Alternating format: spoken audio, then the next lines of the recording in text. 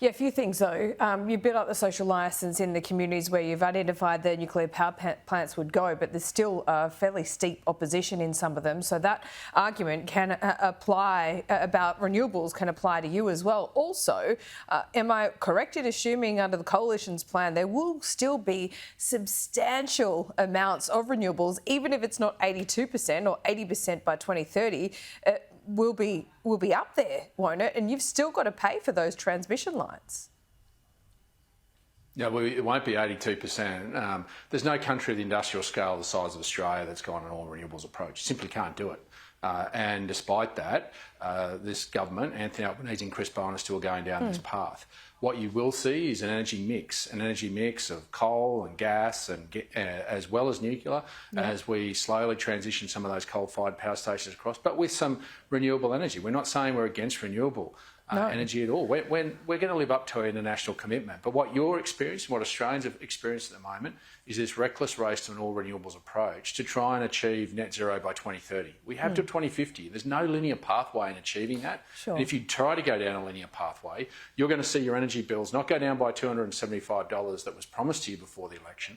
They've gone up over $700, and that's after Anthony Albanese spent $6.5 billion of your taxpayers' money in trying to give you a rebate to paper over the cracks. You've got to face up to fundamentals. You've got to keep supplying. And we've got state premiers that are finally understanding that. They're extending the life of coal-fired power stations because they don't want to step up and say you've got to turn your dishwasher off.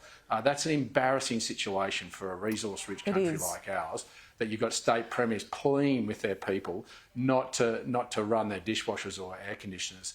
That's embarrassing, and that's not where we're going to get to. The short term to drive down your energy bill and your food bills is bring more gas in quickly. That's what you can do. But the long term is to set up a legacy, and that's nuclear energy. Yep, right. Short term gas, long term nuclear, sure. But even this nuclear plan would make up maybe 10 to 20% at best of the total grid under what you've put forward, as I can see so far. When you talk about maturity in the debate, from here, there are no cheap options. Would you agree? No, I think what you'll see is we'll be upfront and honest about the upfront costs that are significant for nuclear, but long-term payback is that legacy of baseload. Technology is still being invested in things like carbon capture storage in the right place. And in fact, the Japanese are taking our coal, our gas, burning it, and then bringing it back and storing their carbon in cavities 1.5 kilometres underground here in Australia. So the rest of the world is moving down a path of all technology, not one technology. Sure, David. And regional so can I just pick you up on that point as well? Yeah, because you talk about those transmission lines and you're right, regional Australians are going to bear the brunt of that. But I think people want to know this morning that you're not completely junking wind and solar. You're going to have to need that at quite an advanced capacity in the grid. So when we get your nuclear plan, are you going to tell us what that target is? If it's not 80% by 2030, what is it? Is it 50%?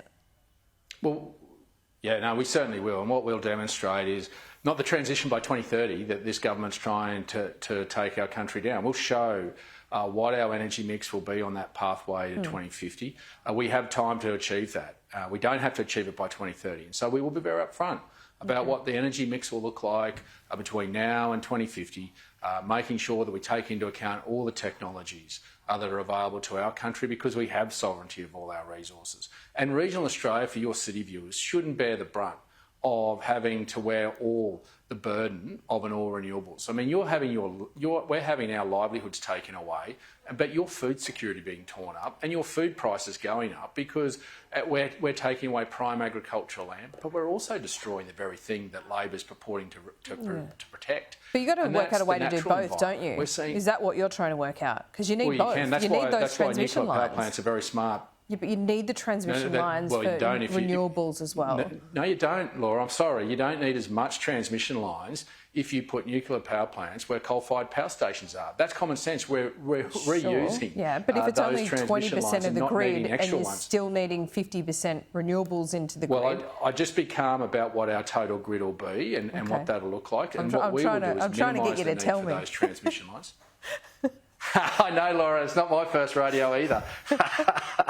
So you'll see it very clear in the coming days, and we're going to be very upfront. We've had the courage of our conviction to come forward, but what we're saying to Australians is, even if you forget about us in regional Australia, which many metro people have, the reality is it just can't be done. You can't keep the lights on. Chris Minns proved that when he had to come out and ask for you to turn the dishwasher off.